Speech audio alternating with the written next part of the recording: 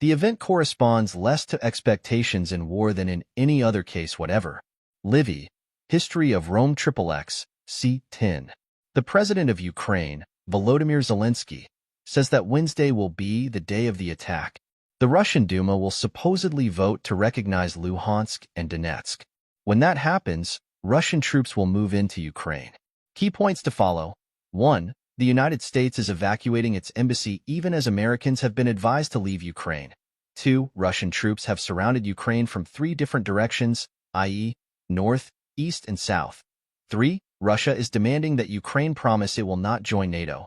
4. President Zelensky says he will not make this promise. 5. Russian military bases near Ukraine show increased activity with units deploying to attack positions. 6.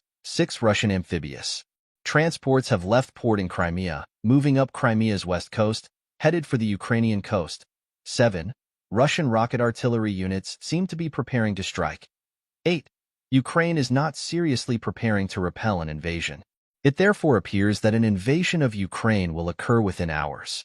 Sources indicate that if the United States puts sanctions on Russia, the Russians will commence a cyber attack on the U.S. East Coast.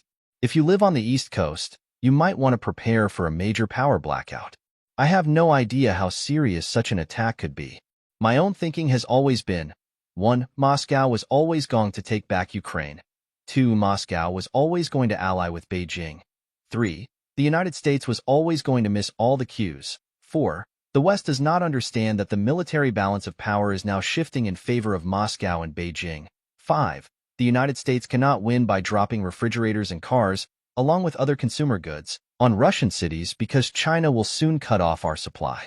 The West will shortly learn that money is not the sinews of war. As Machiavelli said, good soldiers are the sinews of war. Or as Oswald Spengler said, Caesarism breaks the dictature of money and its political weapon, democracy. Almost all the discussions we have been seeing on American TV are beside the point. These folks do not see things realistically. They are still moralizing. War is not about moralizing. It is about violence. Wonder, if you dare, at the following shameful exchange. After citing Tulsi's Christmas greeting to her fans on Twitter, I wrote that if she had been in the Garden of Eden, she would have gotten the snake to eat the forbidden fruit. In this exciting episode, Tulsi blames the U.S. military-industrial complex for Russia's invasion of Ukraine. This is such a cliché and so thoughtless that I can just see all these Pentagon contractors petitioning Putin to invade. Please, Mr. Putin, invade Ukraine. We defense contractors in America will starve if you don't. So Putin, apparently, has a heart after all. He just loves our defense contractors. And this baffles me, because you would think that Tulsi would not like Mr. Putin for being so soft on those nasty people in America who make all those nasty weapons that endanger the peace of the world. We all know that evil dictators never invade their neighbors. It is evil American defense contractors who make them do it. I believe that Tucker Carlson's pro-Russian stance will come back to bite him. In fact, it will take a giant chunk out of his back end. We are entering an era in which misjudgments about Russia and China will undo a person's reputation permanently. To misunderstand what is happening now, after the situation has become so crystal clear, is unforgivable. The Russians are putting the Soviet Union back together. But more than that, they are doing so rapidly even as communism has America by the throat here at home. And what is this nonsense about Ukraine joining NATO? Please, that is not in prospect right now. In practical terms, it is not remotely possible. Everyone in Europe knows that such a move would invite a war with Russia, and nobody in Europe wants a war with Russia. The real issue is NATO's weakness and America's weakness. This is the ideal time for Moscow to force Ukraine back into a union with Russia. NATO is an alliance of frightened little countries huddling under the dwindling U.S. nuclear umbrella. Their idea of threatening Russia is cutting off credits when, in fact, they will have their heat turned off when the Russians stop sending natural gas to Europe. Need I remind anyone that it is midwinter?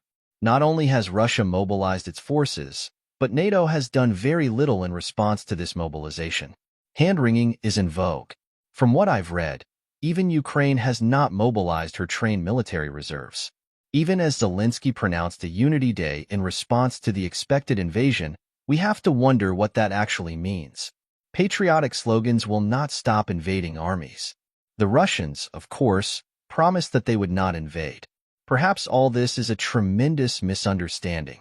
Perhaps the Russian troops will turn around and go home. Nancy Pelosi says that if Russia does not invade Ukraine, then President Biden's political genius will be proven. Logically, on its face, that just about guarantees that Russia will follow through on its invasion. Here's the real question. Why wouldn't Russia invade and take Ukraine? I have heard people say that there would be guerrilla war there, and the Russians wouldn't like it. Well, Ukraine doesn't have a lot of jungles and forests for guerrillas to hide in.